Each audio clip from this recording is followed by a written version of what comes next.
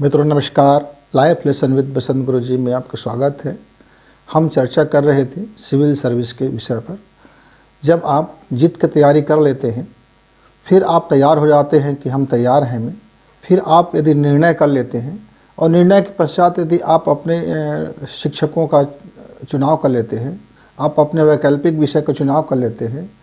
अब चुनाव करने के बाद आप यदि बोलने की कला, सुनने की कला और समझने की कला, बोलना, सुनना और समझना, ये तीन चीज़ की कलाएं यदि आप में विकसित कर लेते हैं मित्र, तब आप आ जाता है आपका मस्तिष्क की, दिमाग की संरचना को समझना और दिमागी नियम को जानना। दिमागी नियम को जानने के बाद आप अपने मन के स्वरूप को समझिए, आपका मन, आपके अवचेतन की शक्ति को समझिए। आप इन तमाम चीज़ों को समझने के बाद आप यदि प्रारंभिक परीक्षा निकाल लिए और फिर आपका मुख्य परीक्षा, आपका मेन, आपका जो एग्ज़ाम है, आप उसमें भी आपने अपने को सफल कर लिए। अब हमारा अंतिम चरण आता है कि हम इंटरव्यू की तैयारी कैसे करें। कुछ हमारे मित्र इस मुगालते में होते हैं कि वो बहुत अच्छा शानदार दिखता है, उसका रंग बहुत फेयर है, बहुत गोरे हैं, स्मार्ट दिखता है मित्र, तो आपके शरीर के स्मार्ट होने से उन बुजुर्गों को कोई फ़र्क नहीं पड़ता। वो ऐसे लोग होते हैं जो इस तरह के सारे चीज़ों से अलग होते हैं।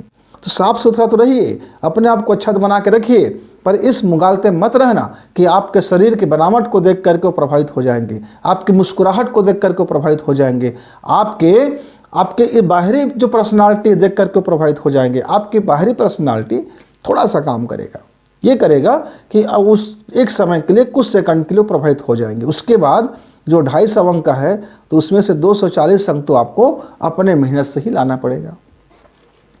पड़ेगा। तो आप स्मार्ट बनिए। स्मार्ट बनिए का मतलब क्या है? आपका जितना भी नॉलेज हो, सब प्रमाणिक चीज़ों से लिया हुआ नॉलेज हो और प्रमाणिक चीज़ों को परखा हुआ नॉलेज हो। ऐसा नहीं है कि फलाने ने कहा है तो सत्य ही होगा। हो सकता है कि उनकी संदर्भ कुछ और हो और आपसे दूसरे संदर्भ में पूछा जा रहा है। हो सकता है कि संविधान की धारा वही हो, लेकिन उस संविधान के उपखंड के बाबत कुछ अन्य बातें पूछी जा रही है। तो आपको यहाँ जो आप जब सीट की तैयारी करते हैं, तो प्रश्नों के पीछे में छिपा हुआ जो प्रश्न होता है, जो प्रश्न छिपा हुआ होता है, उसको आपको समझने की कला से ये विकसित होगा।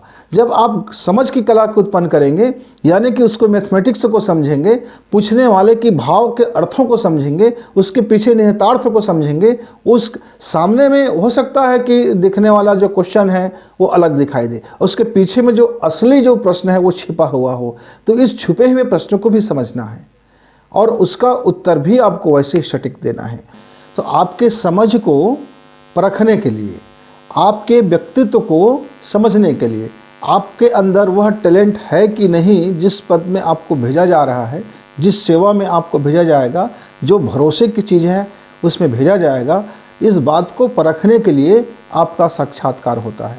और इंटरव्यू आपके सीधा रूबरू होता है, क्योंकि इंटरव्यू में होता क्या है, वहाँ जितने भी पैनलिस्ट बैठे होते हैं वे आपसे काफ़ी बड़ी उम्र के होते हैं, वे इस जीवन को जी चुके होते हैं, वे उस लेवल को जीवन में वह गुजार चुके होते हैं, वह इस देश की, जनता की और इस युग की उतार चढ़ाव से वह गुजर चुके होते हैं। उनके जीवन में तमाम तरह की चीज़ें, घटनाएं, परिघटनाएं, दुर्घटनाएं और सारी तमाम चीज़ों को, वो राजनीतिक हो चाहे सामाजिक हो, हर तमाम चीज़ों से वो अनुभव से गुजर चुके होते हैं। अब उनके पास गुजरने के लिए कुछ बचा रहता नहीं है। तो ऐसे एक्सपर्ट या ऐसे अनुभवी या ऐसे व्यक्तित्व के धनी व्यक्ति के सामने आप जाओगे तो आपको क्या जाना है, कैसे करना है, तो आपको यही तो समझना है। समझना क्या है, मैंने आपको पहले चरण में बताया। जो इंसान समझ की कला उत्पन्न कर ले, जो इंसान सुनने की कला में माहिर हो जाए, जो इंसान बोलने की कला में माहिर हो जाए, और यदि आप अपने दिमाग की संरचना को समझते हैं और अपने अवचेतन मन को जानते हैं, तो मित्र आपके लिए इंटरव्यू बहुत सरल होने वाला है। क्यों? तब तक आपके व्यक्तिगत जीवन में, आपके व्यक्तित्व में, आपकी पर्सनालिटी में इतना चेंज हो चुका रहेगा, इतनी ज़बरदस्त आपके अंदर में आ चुका रहेगा। क्या आ चुका रहेगा? आप पूर्वाग्रह में नहीं रहेंगे, आपको पूर्वाग्रह समाप्त हो चुका रहेगा। आप किसी तरह के तर्क से आप बचोगे, जो अनर्गल तर्क करते हैं। आप अपनी बातों को प्रामाणिक तौर से रखने का अभ्यासी हो चुके रहेंगे। यदि अभ्यासी नहीं है तो फिर आपको ये महंगा पड़ने वाला है। अपने बातों को रखने के लिए आप अगैरा वगैरह, किंतु परंतु, व्हाट, ऐसा है वैसा है, मेरे विचार से है, मैं इसको ऐसा मानता हूँ, मेरे मुताबिक ऐसा होना चाहिए, ये यहाँ गलती हो गया है, यहाँ गलती, इस तरह से आप दुनिया भर की होशियारी मत करना। क्योंकि आपसे जो बैठा हुआ बुजुर्ग है वो आपसे कई गुना होशियार है। तो हमारे कुछ मित्र क्या करते हैं, वहाँ अपनी होशियारी दिखाते हैं। अपनी होशियारी ऐसे दिखाते हैं मित्र कि उनको लगता है कि दुनिया में उससे और ज़्यादा बेस्ट कोई व्यक्ति नहीं है, तो वहाँ फिर आपको धोखा मिलता है। तो सबसे पहले इंटरव्यू में प्रवेश करते हैं, यदि हम उस कक्ष में प्रवेश करते हैं, तब हमारी वेशभूषा फॉर्मल होनी चाहिए। हमारा जो शरीर की बनावट है उसको तो आप बदल नहीं सकते। आप उसमें बहुत ज़्यादा मुखौटा मत लगाइए, बहुत ज़्यादा अपने आप को ब्यूटिशियन में, पार्लर में जा करके इस तरह से आप हरकत मत करना। ईश्वर ने जो कुदरती आपको जो चेहरा दिया है उस पर आप स्वाभिमानपूर्वक रहना। आपका सबसे सुंदर क्या चीज़ है? आपकी मुस्कुराहटें। और क्या बेहतर चीज़ है? आत्मविश्वास से लबरेज। और क्या चीज़ आप में होनी चाहिए? आपके मस्तिष्क में भय नहीं होनी चाहिए, आपकी आँखों में स्थिरता होनी चाहिए, आपके पैरों में दृढ़ता होनी चाहिए, आपके संबल सुदृढ़ होने चाहिए। आप ऐसा डरते हुए, पाँव कांपते हुए या थरथराते हुए, या फिर आप अक्कड़ बन के, फक्कड़ जैसे आप तन करके, ज़रूरत से ज़्यादा तन करके, अहंकारी हो करके इस तरह से आप जाओगे मित्र, तो फिर वो आपका नुकसान है। अहंकारी नहीं होना है, बिल्कुल सामान्य व्यक्ति तो कभी आप आपका जो पहनावा है, ये जो ड्रेस है, ये जो आप पहनते हैं, वह बिल्कुल साफ़ सुथरा हो और बिल्कुल आप जिस तरह से हम नॉर्मल ज़िंदगी में जीते हैं, हम इसी तरह से कुछ अपने कपड़े चॉइस कर सकते हैं जो आपको अच्छा लगता हो, कंफर्टेबल हो, जिसमें आप अपने आप को सहज महसूस करते हो। और आजकल दुनिया भर की बाल की कटिंग होते हैं, तो वो जो बच्चे हैं वो हीरोगिरी करते हैं, उनके लिए है वो, पर आपको वहाँ बिल्कुल क्या रहना है? फॉर्मल ही होना है। तो फॉर्मल में ही आपका व्यक्तित्व निखर के आता है, फॉर्मल में ही आप अच्छे और शानदार दिखते हैं। प्रवेश करने के पश्चात जब आप अंदर जवाब दें, तो जवाब देते समय आपके पास इतना संविधान का ज्ञान हो, इतनी घटनाओं का ज्ञान हो, इतनी हमारी राष्ट्रीय स्तर में ऐतिहासिक घटनाक्रम का ज्ञान हो, विश्व स्तर में जो चीज़ों को बदल देने वाली घटनाक्रम का ज्ञान हो, और कुछ आविष्कारों का भी ज्ञान हो, और कुछ अर्थशास्त्र का भी ज्ञान रखिए, कुछ गणित का भी ज्ञान रखिए, कुछ तर्क वाली ज्ञान रखिए, और कुछ आप लॉजिक भी ज्ञान रखिए, और कुछ व्यवहारिक भी ज्ञान रखिए, और कुछ अपनी व्यक्तित्व में आप किस तरह से आपका रहन सहन है। हो सकता है आपसे पूछा जाए आपके दिनचर्या के बारे में, तो वहाँ बहुत ज़्यादा बनावटी ना हो, बहुत ज़्यादा नकल ना हो, क्योंकि आप जैसे जैसे बनावटी दिनचर्या को बताएंगे मित्र, तो वो बैठने वाला एक्सपर्ट कमेटी है वो समझ ही जाएगा कि आप यहाँ कितने ज़्यादा झूठ का घोलमाल कर रहे हैं।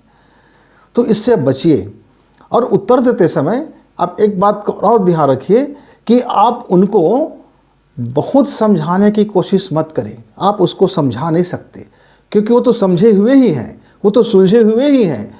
वे आपके अंदर के चीज़ों को बाहर लाने के लिए बैठे हैं। हो सकता है आपके ईगो को हर्ट करे, हो सकता है आपको थोड़ी सी तिलमिलाहट महसूस हो सकता है आपको जज्बाती बना दे, हो सकता है कि आपके अंदर की कुछ चीज़ों को कुरेद दे, हो सकता है आपके जीवन में कुछ घाव है उसको वो लोग कुरेद दे, हो सकता है कि आपके अपने शब्दों से वो ऐसा आपको मिर्ची लगा दे, हो सकता है कि अपने शब्दों से आपके अंदर को हर्ट कर दे। सबको सरलता से और सहजता से सुनना है और धीरज के साथ रहना है, और अपनी जवाब प्रामाणिक ही देना है। आप सहमत हो या नहीं सहमत हो, इससे उसका कोई लेना देना नहीं है।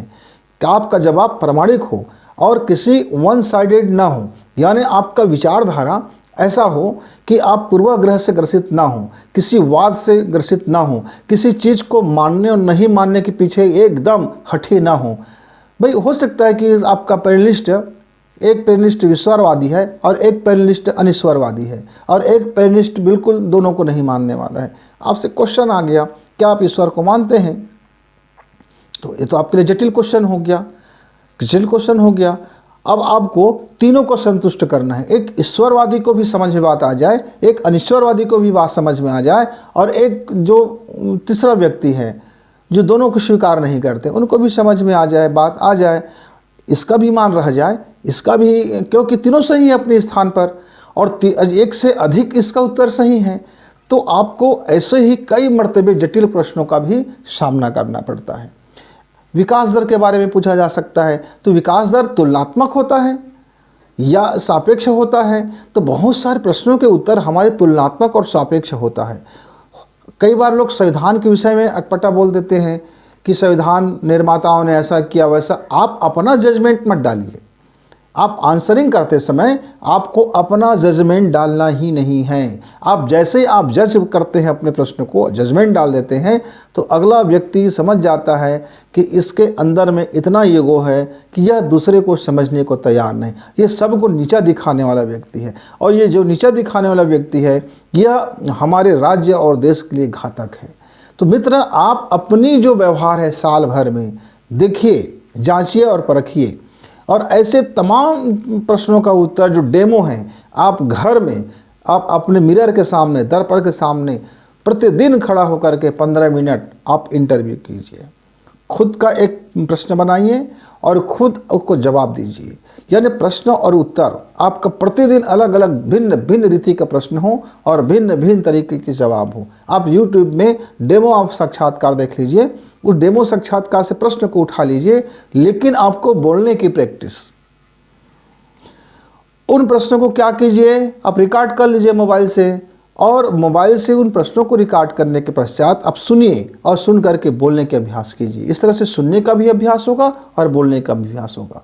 यदि आप 15 मिनट प्रतिदिन अपने दैनिक जीवन में उसको आप शामिल कर लेते हैं, तो आपका इंटरव्यू शानदार होने वाला है। क्यों? क्योंकि आप अभ्यस्त हैं, आप रोज़ का आपने अभ्यास किया है। तो रोज़ का अभ्यास करने के कारण क्या हो जाता है, जब हम इंटरव्यू में जब पहुंचते हैं तो हमें वहाँ ना भय लगता है, न डर लगता है, न हम अति विश्वासी होते हैं, न हम ईगो में हमारा हर्ट होता है। हम वहाँ एक नॉर्मल पेश होते हैं। ये नॉर्मल पेश होना ही आपके व्यक्तित्व का जीत होता है। आप प्रवेश करते समय एक मित्र को हमारे पैनलिस्ट ने पूछा कि सिविल सर्विस में आप क्यों आना चाहते हैं, तो उनका जवाब था कि मैं सबसे शानदार योग्य हूँ। तो शानदार योग्य हो आपको कैसे पता? आप सबसे सही योग्य हो, प्रत्याशी हो, आपको कैसे पता? आपके अंदर में सारी खूबियाँ हैं, आपको कैसे पता? तो मित्र, आपको ये समझनी चाहिए कि सिविल सर्विस को आपकी ज़रूरत है और आपको भी सिविल सर्विस की ज़रूरत है। इस तरह से एक दूसरे के हम पूरक हैं। मैं ज़िंदगी भर वो मेहनत कर रहा हूँ, अपनी प्रतिभा को उस अनुरूप ढाल रहा हूँ, और मैं पूरी परिश्रम लगा दूंगा कि मैं इस राज्य की, देश की जब सेवा करूं तो मैं निष्पक्षता से और गंभीरता से और शालीनता से, संवेदनाओं से और मानवता से और संविधान की रक्षा करते हुए हर कानूनी पहलू को जांच परख करके मैं अपना कार्य व्यवहार करूं। आप यदि इस भावना को या बताने में, व्यक्त करने में यदि कामयाब हो गए तो आपका इंटरव्यू सफल हो गया। आप इन चीज़ों को आप व्यक्त करने में असफल हो गए तो फिर आपका इंटरव्यू फिर उनके भरोसे है जो पैनलिस्ट बैठे हैं। हो सकता है कि आपको नंबर मिल जाए, हो सकता है आपको नंबर ना मिले। दैनिक जीवन में इसका अभ्यास कीजिए। हो सकता है आपके पास मित्र का ग्रुप हो तो हर रविवार को एक डेमो भी बनाइए, एक दूसरे से वैसे ही क्वेश्चन करें जैसे वहाँ इंटरव्यू में होने वाला है। और आपके पास ऐसे मित्र का समूह नहीं है तो कोई बात नहीं है, आप अपने घर में स्वयं भी आप अभ्यास कर सकते हैं। दर्पण अभ्यास सबसे शानदार अभ्यास माना गया है। अब दर्पण के सामने खुद को वैसे ही प्रस्तुत करें जिस तरह से आप इंटरव्यू में प्रस्तुत करने वाले हो। तो अपनी कल्पना को इतना शानदार कर लीजिए कि जब आपका इंटरव्यू का वक्त आए तो आप बिल्कुल सहज और सरल हो जाएं। तो साक्षात्कार देना बहुत बड़ी बात नहीं होती है। साक्षात्कार तो सिर्फ आपके व्यक्तित्व का निचोड़ है, आपके जीवन शैली को परखने का एक तरीका है, आपकी समझ को परखने की तरीका है, आपको जांचने का एक तरीका है। तो आप 1 दिन, 2 दिन या 1 महीना या कहीं कोई छोटे से क्लास में ज्वाइन करने के बाद इसको नहीं सीख सकते। मित्र, यदि आप में कोई कमी है, आपके बोलने में कमी है, आपके समझने में कमी है, आपके प्रस्तुतिकरण में कोई खामी है, आप अपना जीवन शैली में कुछ खामी है, तो आप साल भर तक की क्लास ज्वाइन करें। ऐसे बहुत से हमारे बहुत से लोग होते हैं जो व्यक्तित्व को निखारने के लिए पर्सनालिटी डेवलपमेंट की क्लासेस चलाते रहते हैं, और लेकिन वो क्लासेस तभी उपयोगी हैं जब आपके अंदर में आपके अंदर में ठोस और प्रामाणिक नॉलेज हो, उस नॉलेज को प्रस्तुतिकरण का ढंग हो, उस प्रस्तुतिकरण में आपकी सहजता हो, उस प्रस्तुतिकरण में आपकी गंभीरता हो, उस प्रस्तुतिकरण में आपके आँख और आपके जो मुद्राएं हैं, उस आँख और मुद्राओं का चाल चलन भी सही हो। और आप इंगित जब करते हैं, जब संबोधन करते हैं, तो संबोधन में बनावटी ना लगे, नकली ना लगे, चापलूसी ना लगे, अहंकार ना झलके, वह संबोधन भी बिल्कुल नपे तुले हो। तो आप बहुत ज़्यादा इंग्लिश बोलोगे तो हो सकता है कि पैनलिस्ट कुछ प्रभावित हो, और हो सकता है कुछ पैनलिस्ट प्रभावित ना हो। आप बिल्कुल क्लिष्ट हिंदी बोलोगे, बहुत ज़्यादा क्लिष्ट हिंदी बोलोगे, तो हो सकता है कि पैनलिस्ट को कुछ बात समझ में आए, कुछ बात समझ में ना आए। तो आप जब इंटरव्यू में जाते हैं, तो इंटरव्यू में जाते हुए सबसे पहले तो आप अपनी अवचेतन मन को ठीक कर लीजिए और ये देख लीजिए आपकी समझ क्या कहता है कि जितने पैनलिस्ट बैठे हुए हैं उनमें भाषा को लेकर के उनकी क्या रवैया है, उनकी किस भाषा को वो ज़्यादा अच्छी तरीके से समझते हैं। और कितने लोग ऐसे बैठे हुए हैं जो बिल्कुल धार्मिक प्रवृत्ति के हैं और कितने अधार्मिक प्रवृत्ति के। अधार्मिक कहने का आशय ये है कि जो इस ईश्वर के साकार रूप को या पूजा पाठ को इत्यादि को नहीं मानने वाले हैं। हो सकता है कि उसमें कोई जाति विशेष का व्यक्ति बैठा हो, आपको प्रभावित नहीं होना है, लेकिन कल्पना कीजिए आप यदि उसको पहले से जांच गए, परख गए, आपके अंतर्मन, आपके अंतर चेतना सभी व्यक्तियों के बारे में थोड़ी थोड़ी उनकी चेहरा को देख करके आपको लग गया, कुछ फीलिंग आ गया, तो आप आंसर देते समय आपको मदद मिलेगा। इसका मतलब ये नहीं कि आप जाते ही घूर घूर के देखोगे, घूर के नहीं देखना है, सामान्य ही देखना है। और आपका यदि दिमाग के नियम को आपने यदि फॉलो किया होगा साल भर, और अवचेतन मन, सब कॉन्शियस माइंड को यदि फॉलो किए होंगे आप साल भर, तो निश्चित तौर से आपका इंटरव्यू में वो बहुत लाभकारी सिद्ध होता है, बहुत फैंटास्टिक होने वाला होता है, बहुत ज़बरदस्त होने वाला होता है। तो मित्रों, आप इंटरव्यू की तैयारी 1 या 2 दिन में ना करें, यह आपका डेली यूज़ का चीज़ है, रोज़ का चीज़ है, आपके व्यक्तित्व को परखने का चीज़ है। तो अपने व्यक्तित्व को शानदार कीजिए, बोली को अच्छा कीजिए, भाषा को अच्छा कीजिए, अपने विचारधारा को ठीक कीजिए, किसी पूर्वाग्रह में ना फंसे, किसी जाति विशेष में ना बंधे रहें, किसी पंथ में ना बंधे रहें, किसी परिपाटी में ना बंधे रहें, किसी के प्रति आपका भाव कुभाव में ना हो, आप कुतर्कों से बचें। आप हर जगह अपनी बातों को प्रामाणिक तौर से रखने की अभ्यास कीजिए। तो मेरे मित्र, आप सिविल सर्विस में ज्वाइन कीजिए, हमारी हार्दिक शुभकामना। आप मेहनत करें, आप इस देश के शानदार नागरिक बनने जा रहे हो, शानदार चीज़ बनने जा रहे हो, आप कितने लोगों के प्रेरणा बनने जा रहे हो, आप हीरो बनने जा रहे हो, आप इस समाज के दिशा देने वाले हो, आने वाले समाज के आप बदल देने वाले लोगों में से एक होंगे। आपके क्रियाकलाप से हमारे समाज की प्रगति और अवनति सारा निर्भर करता है। तो आप अपने को थोड़ा सा दमदार तरीके से तैयार कीजिए, निश्चित तौर से सफलता मिलेगी। धन्यवाद।